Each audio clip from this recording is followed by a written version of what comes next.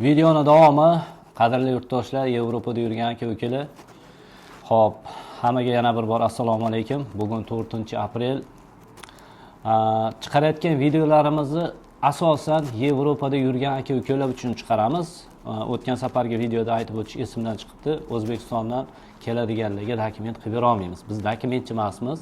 Oldin priglasitelni chiqarib jo'natardik, hozir to'xtatganmiz, priglasitelni chiqarmayapmiz. Faqatgina Yevropaga agar boshqa davlatdan dokument olib kelsanglar ham ishga joylashtirib qo'yamiz. Ishga joylashtirishimiz bepul, hech qanaqa xizmatga to'lov qilmaysiz. Faqatgina kelsangiz kvartiraga joylashtirib qo'yamiz hostelga. Unga to'lov qilasiz. Taksiga, rasxotiga, yo'l kirasiga to'lasangiz bo'ldi.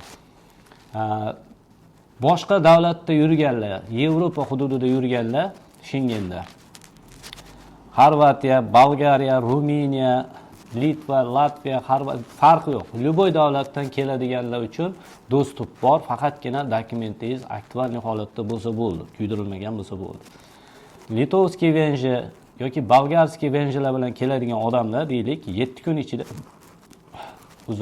7 kun ichida ishga joylashishi shart.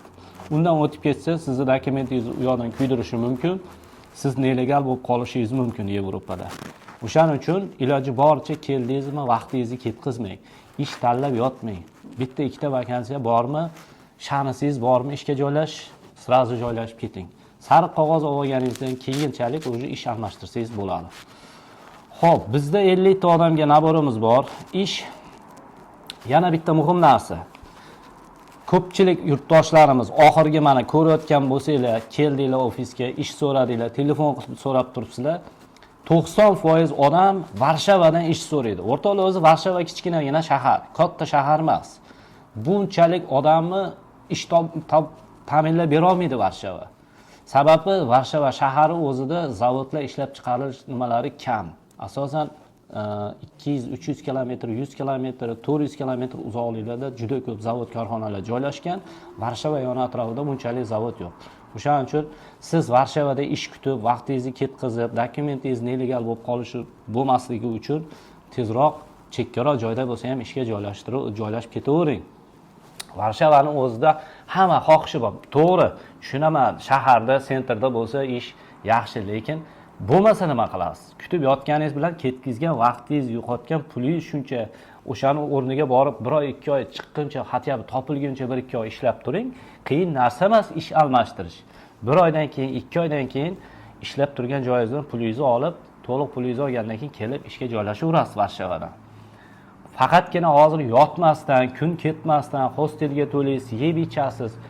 Ishlamagan kuningizni hisobini oling. Kamida bir kunda 50, 60, 70 dollardan pul topadigan joyingizda siz ishlamasdan yotibsiz Varshovadan ish izlab. Chiqmasa bir hafta, 10 kun, 15 kun, 20 kunlab ham yotgan yurtdoshlarimiz bor. O'shaning uchun iltimos qilardimki, 100, 200, 300 kilometr bo'lsa ham borib ishlaylar. Xo'p. Yangi proyektimiz juda yaxshi metalokonstruksiya proyekti. Asosan qilinadigan ish o'tda stelajlar ishlab chiqariladi, temir telechkalar ishlab chiqariladi va hamda temir kravatlar ishlab chiqarish sexi. Odam juda ko'p kerak u proyektga. Qilinadigan ish lazerli stanok temirni kesadi, siz shliporkasini qilasiz, zaklopkalarni qilasiz, sverlit qilib teshasiz, bolt gaykalarni qotirasiz. Shunga o'xshagan ishlar qilinadi. Og'irligi taxminan uzog'i bilan 15 kilogacha bo'lgan temir ko'tarishingiz mumkin. Undan og'ir emas. Ishdan adresi sal uzoqroq, Germaniya hududiga yaqinroq joy. O'qib beraman bir qator mana. Demno shahri. Demno shahri bu ham chiroyli, ajoyib shahar. Bu degani qishloq joyga borib ishlamaysiz. Germaniya yaqinida. Yosh 53 yoshgacha chegaralangan o'rtoqlar, faqat rus tilini biladigan. Iltimos, har bitta odam suhbatdan o'tkaziladi. Rus tilini bilmasangiz, o'sha yerda xayrlashiladi. To'g'ri tushunasizlar, talab qilib hozirgi kunda eng ko'p talab qilinayotgan narsa rus tili. Rus tilini bilmasangiz, ish beruvchilarga ham hozir qizig'i qolmagan, til bilmagan odam bilan ishlashishmayapti. Bizni to'g'ri tushungan holatda bu bizning talabimiz emas, zavod korxonalarning talabi. 53 yoshgacha bo'lsa, rus tilini bilsangiz bemalol kelaverasiz, dokumentingiz aktual holatda bo'lsa. Xo'p, soatiga 28,5 zlotdan. Bu degani dollarda hisoblasak, toza 7 dollardan olasiz. $7 hisoblayverasiz. Bor narsa o'tgan safar ham $7 desam, aka Polshada unaqa stavka yo'q deb aytdi. Siz keling, ishonmagan odam $7 kam bersa, o'shanda menga gapirsangiz bo'ladi. Yolg'onchi yo aldabsan yo boshqa deb. Unaqa narsa yo'q. $7 28,5 zlotdan ishlagan soatingizga olasiz. Bir kunda 10 soat ish bo'ladi. Dushanbadan shanbagacha. Xohish bo'lsa yakshanba kuni ishlashga ham imkoniyati bor. Ana endi men sizga aytib o'taman. Soat ertalabki 6 dan 16:00 gacha ish bo'ladi bir kunda. 2 smena ish. Keyingi smena soat 16:00 dan kechasi soat 2 gacha bo'ladi. Bir oyda 240 soat ishlasa bo'ladi. 240 soatingiz bo'ladi 6840 zlot. Bu taxminan plus minus 6840 zlotingizni dollarda hisoblasak, hozirgi kunning kursida $1755 bo'ladi o'rtoqlar. Ana endi bundan sizdan minus qilinadigan xarajat bir oyda yotog'ingizga 400 zlot. 400 zlotingiz $100 bo'ladi. Oylikdan sinimat qilib qolinadi. Agar $200 to'lov qilinadigan bo'lsa, $100 ni firma to'laydi, $100 ni siz to'laysiz. Yeb ichish o'zingizni rasxodingiz bo'ladi. Bu Polshada hamma joyda shunaqa. Keyingisi har 10 kunda $100 avans beradi. Har 10 kunda. Oylik har oyning 20-sida kartingizga tushirib beriladi. Men shunaqa qaror qildim. Podrobniy mana dollarda ham aytib o'tib ketyapman. Yotoqlarni ham transport beriladi, masalan, olib kelishga. Pishkon boriladigan joy bo'lsa, bu yaqin masofadagi yotoqxona bo'lsa. Xonada 2 ta, 3 ta, 4 ta odam bo'ladi. Unaqa 8 talab, 10 talab odam tiqishmaydi hostellarga.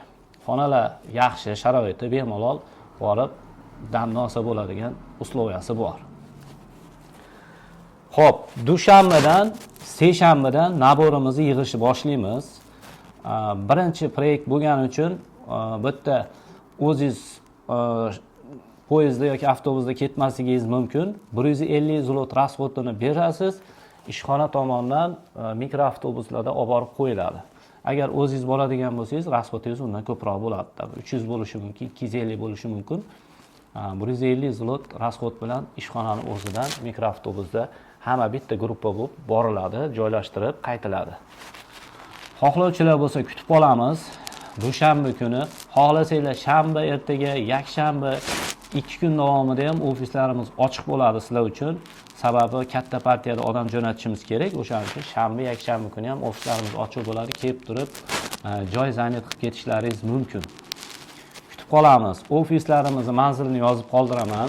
Hozir ham aytib o'taman. Alek Rakovskiy 20A Russian 05090 indeks kodi.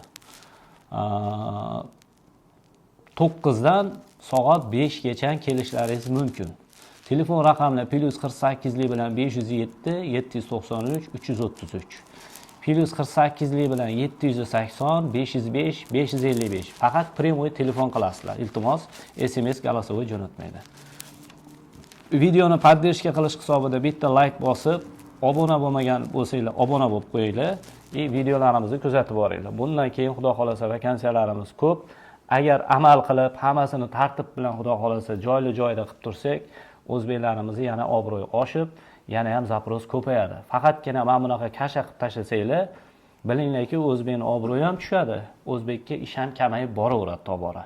Shuning uchun men xohlardimki, hammasi joyida bo'lishini va o'zbeklarning hurmatini joyiga qo'yishlarini.